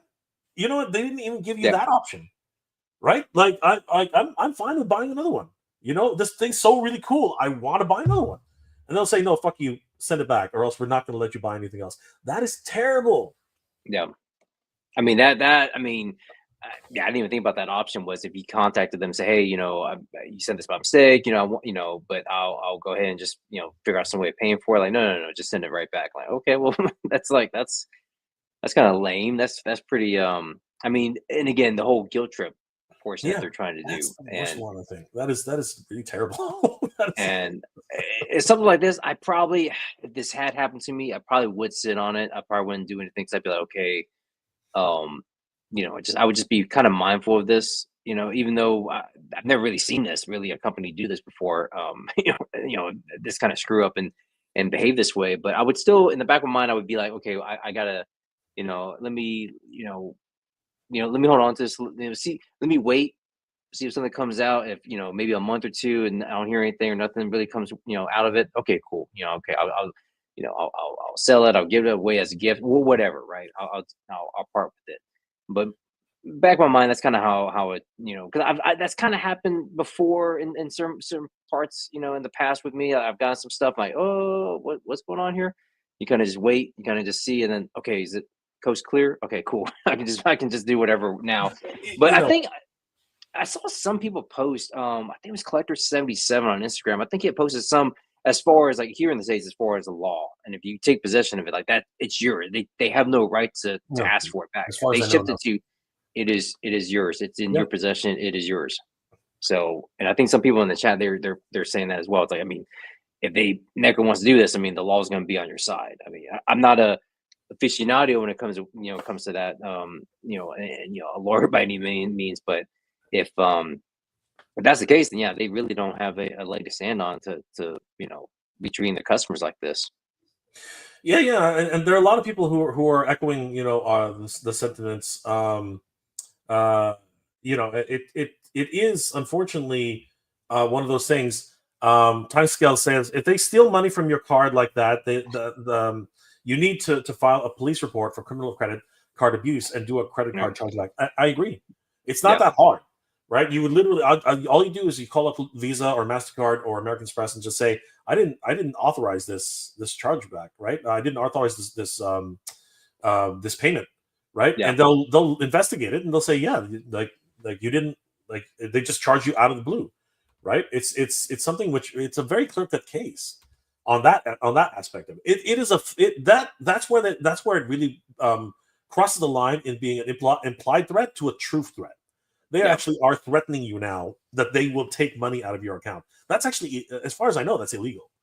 Dave Sinelli, the law will be on Hatter's side. Well, we're not just talking about Hatter. Actually, Hatter didn't actually. Hatter's like us. He didn't get an extra one. We're just bringing this up as a matter of fact. Mother Slug, if you got the email tomorrow, a box full of money, it's still is it stealing when your address on the name of the box? I showed you. Yeah, it's true. Yeah. Here's the other thing. If you find a bag of money, this is true, by the way, guys. If you find a bag of money in the middle of the street and it's actually yours to keep, there's no legal onus unless there's a name on it somewhere or some sort of contact information on where to bring it. On a very even then, it's technically still yours to do whatever you want. You could return it, or you could choose to keep it. Now, if the owner comes looking for it, that's a different story. That happens all the time too. Right, and heaven forbid, it's a different type of owner. But in a sense, possession is 9/10 of the law. That's a very common quote, but it actually still rings true today. Mother Slug, I see someone suing NECA for something. Keep an eye out for hearing something in a few months. It's called ransom. It's getting to that point. It really is. It's because that actually is akin to blackmail. Not. I don't think it's blackmail. I think it's some sort of, again, it's a threat. It is a threat. Timescales. That meshed with the company's clear threat to commit credit card abuse. Stunning. The email itself is actually a crime. Whoa! Wow. Timescales is really, really narrowing it down here. This is crazy. And you know what? I sort of agree. I sort of agree. This is not the best look for NECA. Yeah. Regardless of how this plays out, this is not the best look for NECA. I mean, like a lot of the community is really starting to be aware of what's happening here. And again, one of the things about NECA is they grew exponentially because of the community. The community is the reason why we're here. Let's wrap this up, John. What are your final thoughts on this? Because before I give you my final thoughts, what are your final thoughts? Is this NECA's problem to fix, or is it our problem to fix? No, I mean, it's got to be NECA's problem. I mean, them as a company, and me being in a corporate world too. I mean, when you have a screw up like this, I mean, you can't be going to your customers and behaving this way. I mean, you have to figure out some. I think without the threats, I think you just the approach they had in the beginning was correct. I mean, hey, we screwed up. We'll give you a credit. We'll just send it back to us. This and this. But I mean, if there's some lines of communication there where it's like, hey, I don't have it anymore. Like I sold it, or I have it and I broke it. Something like that. But it's just, it seems like they're just so dead set on like, we want it back. If you don't give it to us, then we're going to charge your account, and you won't be able to buy anything else from us, going forward, or you'll be, again, having those threats out there, it just does not come across as very, very, very appropriate. And I think it's at this point they just need to just take a bath on it and just say, you know what, screw it. Well, keep them, and then we'll make sure that the other orders are fulfilled. We'll have to go back and spend however X amount of dollars to make some more, and then we'll just learn from this. I mean, I hate it got screwed up somehow, and I would hate to say when you get down to the root cause and it gets down to maybe a few people or a team, but it's like. That's what you need to look at. I mean, that ultimately, not look at the customer, because I am in a kind of a customer-facing environment, and it's like when we have a screw up where, oh well, we send merchandise, to this person, or twice or what have you. Like, okay, just keep it. Don't worry about it. Hey, over here, you got screwed up, and it becomes like a. It's not a very fun feeling, but that's not customer-facing. You keep that away from them. You just say, hey, you know what? Just we normally don't even deal with that. We just say, yep, enjoy your free TV or enjoy whatever, just we handle that stuff behind the scenes. The fact that it's out in the public like this, not a very good look for NECA. I mean even the people, it'd be like, go ahead and charge me, but and put me on the ban list, but at least I got 2 of these things, and you know what, screw y'all. Like I'm not buying anything else ever again. But and that's the risk you run, right? That's the risk you run, and I totally agree with you, John. I think that NECA should do right by the fans, and if somebody returns it, $100 credit, bang, that's great customer service. You know what I mean? That part I'm totally championing, absolutely 100% unequivocally. That's cool, NECA. You did right. Where you did wrong, where you done screwed up, is you don't threaten your customers, man. Like it doesn't matter how likely it is. It doesn't matter how friendly it appears, and then you don't charge people's cards. I think Timescales got it right. I think Timescales has it right on the money. You are very close, very, very close, if not already crossing that line where you have just committed a crime, right? Yeah. That's wild. It's wild. And if Timescales is right, there could be a lawsuit coming. It's crazy. And I don't know if it's just one individual who's, sending out these emails, which is, again, just absolutely bonkers. The reality is the company needs to sit down and have a hard look at what they're actually doing, because this, you're dealing with legalities, which I'm not sure anybody's really aware of right now. And B, the bigger picture, the community is actually talking about it, and not too favorably. Right. I mean, it's dividing the community in a certain regard. But I'll tell you right now, most of the community is like, no, you screwed up. You got to fix it. So, like, again, just wild. Just absolutely wild. Dave Sinelli, I got 2 extra Motu characters. Being honest, I voluntarily returned them. That distributor rewarded me with a free Hordak Trooper. Dude, that is customer service, my friend. That's awesome. That is freaking awesome. Mother Slug, all that money is going to NECA's head now. They're thinking they're somehow higher than everybody else. I think they're just literally like afraid of the backlash for the people who didn't get them. But at the same time, the way they're handling this is just freaking terrible. Yeah. Let's call it ITM. Which one? Help me out here, John. ITM. In the moment. In the moment. In the moment. I think. Maybe. Maybe. I'm thinking. I'm going to say in the moment. Let's call in the. Oh no, let's call ITM. Maybe it's a YouTuber. I don't know. Maybe somebody. But anyway. Mother Slug. NECA messed up with saying failure. They didn't need to say that they could have done all of exactly. Yes, I totally agree. If they said give it back for $100 and then whatever surplus they don't get back, you just eat that, man. That's customer service. Clown going for $10 on Amazon. That is a good figure. No matter which way you cut it, that is a good figure. Black Friday sales, John. They're going nuts right now. There we go. Oh, okay. That's all what it is. A fugly bar on NECA's part. Paramount could have pulled a license for the biggest product line they have. It's true. It's true. It's true. Yep. And timescales. NECA clearly went to the panic mode, but they're threatening their customers is a road that they should never have gone down. Absolutely. Huge. Yeah, I think no, go ahead, John. No, so I was just going to say, I mean, to that last point, if they just push that out there and say, for the, return it and give us, you'll get $100, credit. And then I would probably get a good response from that. I mean, and then whatever you don't, recoup, like you said, they just, they eat it and then they make sure they fulfill the other orders.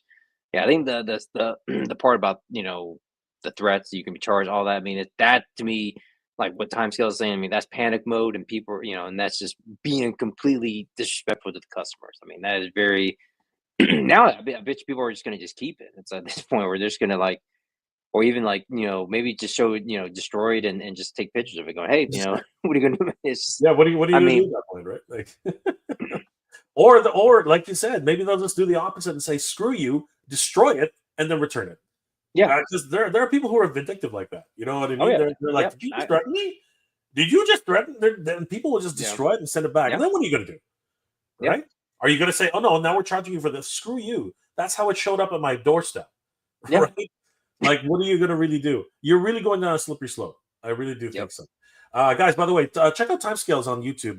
The Spill the Geek Tea, great channel. And, of course, wonderful content creators all around. Randall, why did NECA destroy the mold? They're saying the mold no longer is what?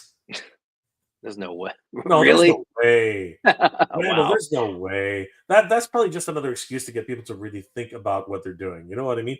Because we already know the NECA diorama, both of them, both the street scene and the NECA and the Turtle Street scene, they've been reissued 3 times already. All right, there is no way that they're going to destroy these. The possibility of making extra money. It's a ploy. It's a ploy. They would not destroy that. They wouldn't. Did it crack in manufacturing? Maybe it did. Who knows? But that's a different thing entirely. All right. So I got one last thing to cover, John, and then we're going to wrap it up. I want to thank everyone, especially for being here tonight, and of course, John over at Illinois Photo. Guys, if you haven't already, check out Illinois Photo on Instagram. He's in the running for the Battle of the Kingdom, and he's going to make it far. I guarantee it. Definitely check him out on Instagram, and of course, on YouTube. And John actually hangs out with a whole bunch of other photographers and wonderful toy tubers. John, what's the name of your hangout so people know about it? Every Tuesday. We've been taking a break for November, but every Tuesday at 6 p.m. Central is Geeked Out Live with my Geeked Out Click comrades. So just check us out Tuesday night. We just talk toy photography. We're probably gonna be talking about this. We're probably gonna be talking about this NECA screw up again. So anything in geekdom we go over on the show. Always a pleasure whenever those guys get together and seriously talk everything happening in the toy world right now. So John, really quickly, definitely check out the John and his every Tuesday. You said, John, right? Yeah. Tuesday. So but they're taking a break for November. So once they get back up and running, guys, definitely check that out. So last little thing that I wanted to touch on, John, is another company screw up here, if in my opinion, anyway. Not too long ago, McFarlane Toys announced this crazy set. Oh man, you've heard about this one. yeah. And another one of those oopsie categories. This set went up on first was a McFarlane Toys exclusive.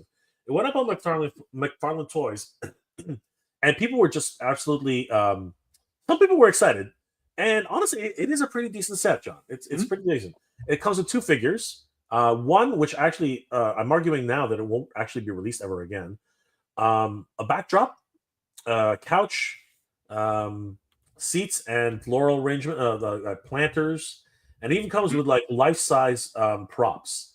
So this is actually, and it comes with a gorgeous box. It's got a foil cover, which is great, and a wonderful shot of the movie from the back.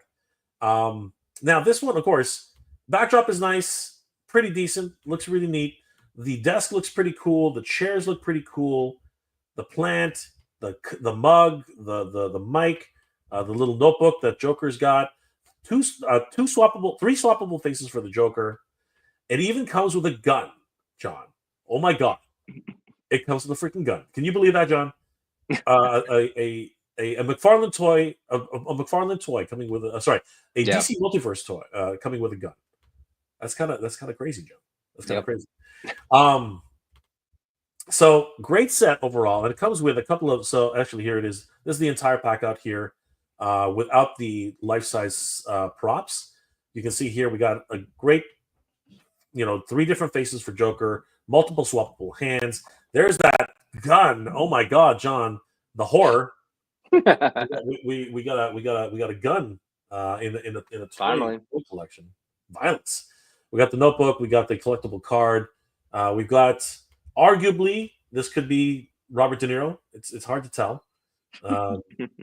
Is that the first Robert De Niro action figure ever made, John? I don't know. Is it? I guess maybe. I mean, I would think maybe Taxi Drivers at some point, but maybe not as a back in the early 2000s. But I don't know. This might be the first De Niro figure. I'm surprised. Yeah, nothing from Godfather or anything like that has been made of him. Strange, right? Yeah. And whether or not they actually got the likeness right is arguable. It's not bad. It's not as worse as some of them, for sure. Yeah. And then we have the mug and a microphone. And then, like I said, we have a couple of life-size items. We have the notebook from the movie. We've got the flyer from Open Mic Night. We got the Don't Forget to Smile card. And we have the business card as well. And fun fact, the notebook actually does have the scribbles in it. That's kind of neat. Nice. Yeah, I did not know that that was a thing. So really cool. Now, John, being the action figure aficionado that you are, for a set like this, what would you be willing to pay for something of this size, John? What would you pay? I would say no less than $100. No less than 75 to 100, possibly. You know, 75 to 100. Yeah. I'm in there. I'm in there with you. 80 to 100. I'm in on it. Especially when you consider the fact that 2 figures. What is a McFarlane figure right now? $18 to $25, right? Yeah. So that they're still cheaper. They're still the cheapest action figure on the market right now in terms of multiple articulation. The Batman 66 sets they were selling at Walmart for a while. What were those? $45? $50? I think so. Yeah, 35. I got 2 of them. I got them on Amazon. They were about $30. Yeah, $30. Okay, so now we're up to $60, right? Yeah, somewhere like that. Then you got the desk. You got the the cosplay items. You got the notebook. You got the things. So yeah. $80 to $100. I'm cool on that. I think that's a decent price. John, how much did this amazing piece of plastic cost? Oh gosh, what was it? $250. $250, John. I was like $99.99. That's a giant nope. That was a my God. Yeah. In our Geeked Out Click chat, a couple of them are McFarlane, big fans. Yeah, I get a couple things here and there, but with the Batman 69 play sets and with this, this is for toy photographer. I mean, I could really care less about the figures, but you know what? The accessories that can really, go towards, scenery stuff. I mean, really, and I would buy it if it was, like we said, between 80 and 100, it's reasonable. Don't need a notepad and all that other stuff, but again, just the set itself, like that's something. Okay, it's made out of plastic. It's very, well made. But for $250 for all that, I'm like, nah, man, that's almost as cost, just like we talked about. That's almost the same cost as the turtle layer. Yeah, just crazy. And it's like, and it's not as detailed. It's not. It's like I guess you could argue it's kind of iconic. The Joker movie was, it's a cult classic. People are loving it. Yeah. But are there enough Joker fans out there to actually warrant this cost? Right. Yeah. So anyway, it's I guess we'll never know really, because they did not sell enough. I think it's pretty clear that they did not sell enough of these to actually warrant it, because I think a day later, after it was announced, it's shortly thereafter went up on Big Bad Toy Store at the same price, $250, $249.99. And that's weird, because usually Big Bad Toy Store either ups the price or gets a really good discount. Yeah. So really don't know what's going on there. But it was also must have had enough of a response from the community that McFarlane actually responded. I don't know if you know about this one, John, but McFarlane actually said something about this set, which, again, another wonderful response from a toy company. How are they going to handle this one, John? This one's going to be interesting. So really, really interesting response by McFarlane.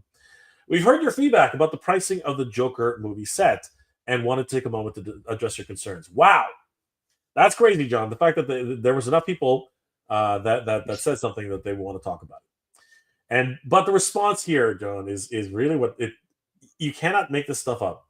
You cannot make this stuff up. Check it out, John. Due to the mature nature of the Joker movie, we face unique restrictions on pricing options. What does that even mean, John? Yeah. What does that even mean?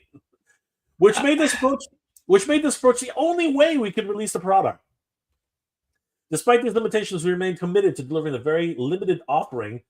What? That truly feels worth it. Was it really that limited, John?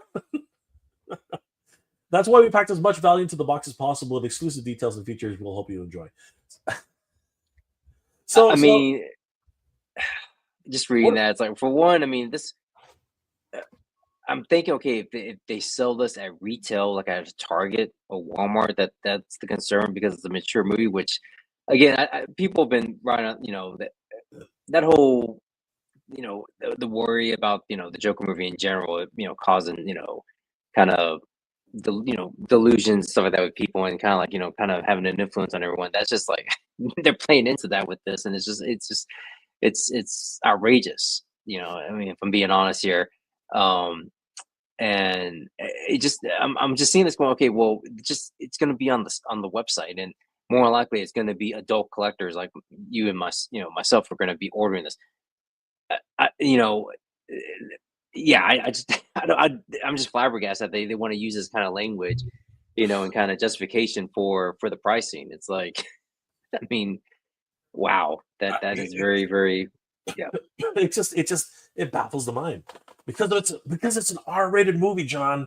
We can't sell this to kids, so we're selling it to adults who have more money and can spend up to $250 for a backdrop and a couple of figures. Oh my god, that's wild, John. That is wild. That is wild. And a lot of times the comics are probably more violent than the movies. Yeah, that's why this is just like I'm just losing it, John. I'm just losing it. Like, this is just like, and like, as you said, will buying this figure actually encourage you to go shooting people in the face, John? I don't know. Is that, I don't know. I mean, like, the mature nature of the film, John. The mature nature of the film. That one little handgun. That tiny little. Yeah.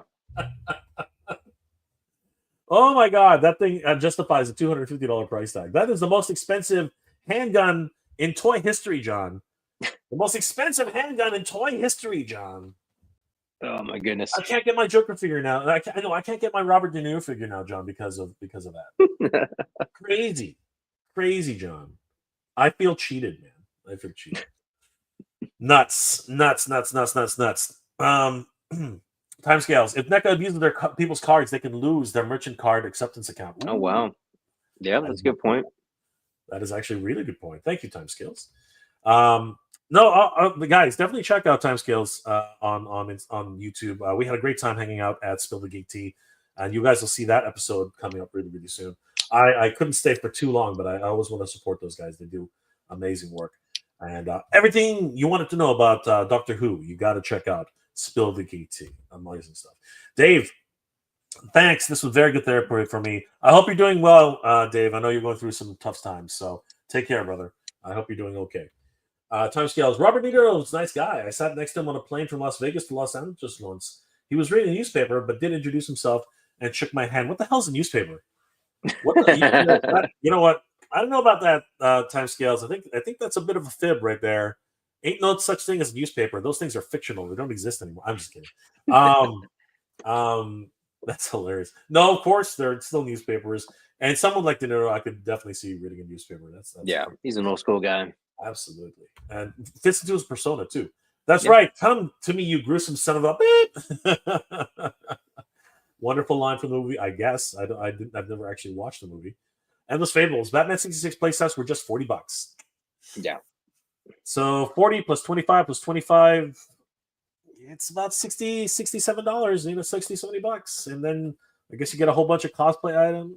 Yeah, you got a notebook. I mean, if it came with a life-size handgun replica, I think you have an argument, John. I think you have an argument if it came with a full-size, what was that, like a 9mm? Like, you know what I mean? If you had something like that, small revolver, you know what I mean, small arms, maybe you have an argument. But I mean, or even a Robert De Niro with a hole through his head. I mean, with blood spewing out. I mean, it's just because somebody said that the other day. You're right. Somebody said that the other day, and that actually would justify the exactly what they said. That's an R-rated film. Blah blah blah. So yeah, no, you totally. I hear what you're saying, but that's not what happened. That is not what happened. Joker.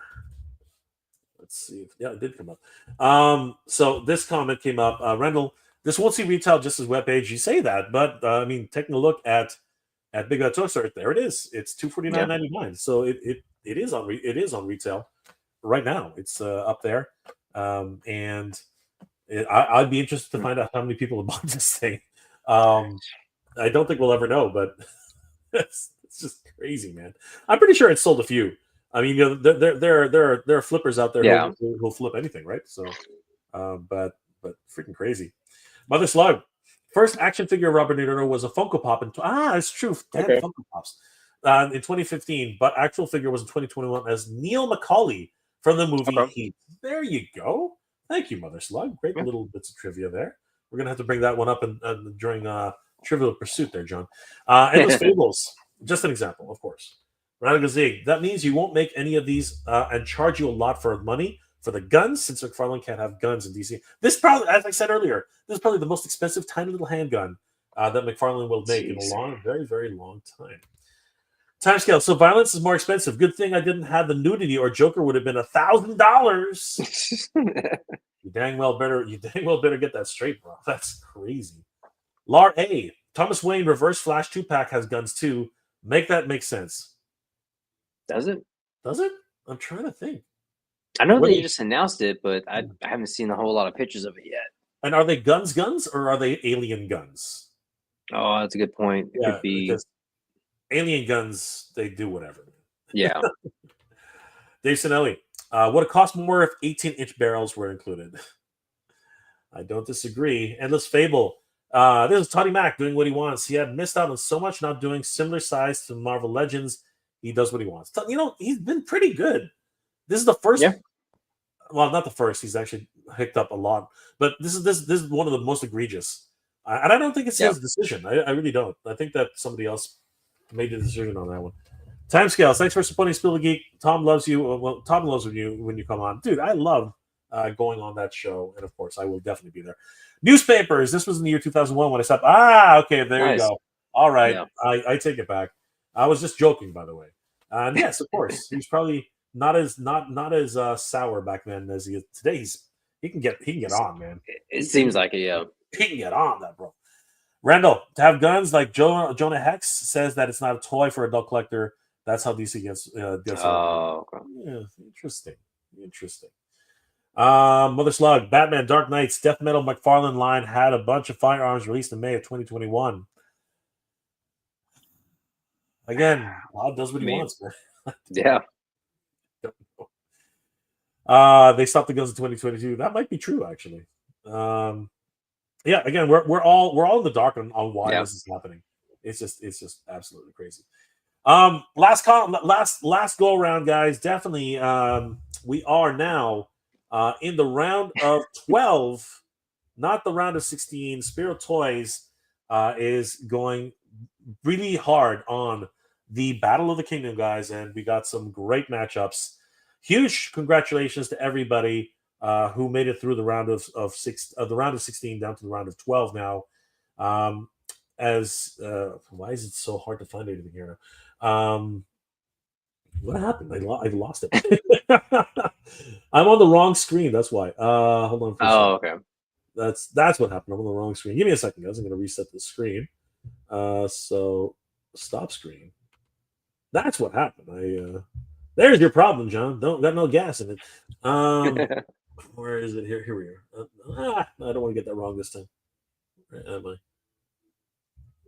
See, I did it wrong again, John. There it is. Not fun. God. Professionals here, guys. We're professionals. Almost there. There we are. There all right, guys. So we are now. So basically, congratulations to everybody who made it through the round of 12, or the round of 16 into the round of 12. It was a hard fought fight, but a lot of different outcomes. And of course, taking a look at it, Emerald Knight Photo did defeat Sorry Track to move on to the round of 16. Congratulations, John. Thank you. Sorry, I'm going to go backwards again. So yeah, congratulations. John's amazing photo did get him far. And of course, the community did help a little bit along the way. That was a joke. Of course, it's all about the community, guys. That is just the way it is. What are you? Stop it. Freaking guys. All right. Eddie and his toys did make it into the round of 12. He defeated Vast Picks, and it was hard, man. This whole competition was rough. Drew Olive did a really close match. This was almost too close to call, John. Holy crap! Yeah, like 2%. Either which way could have decided this match. But that doesn't mean that dtpmpmp MP did not make a great run for it. It was freaking amazing. And of course, Billy Kessler did defeat Endless Fables in a very close match. Congratulations to everybody who made it this far. It was an incredible round, first round for Group A, and we expect to see way more in the next round, which of course is going to be starting tomorrow at 10 a.m. Eastern Standard Time, 9 a.m. Central Time, and of course Group B begins their rounds, and these ones are going to be some epic matchups as well, guys. We do have Nutty Bacchus versus Ken Art Corp. I keep screwing that up. We have Toy Photo Guy taking on No Chewing. Simon on Toast taking on Eric Keys IG. And Willflow81 taking on Agent Gomez.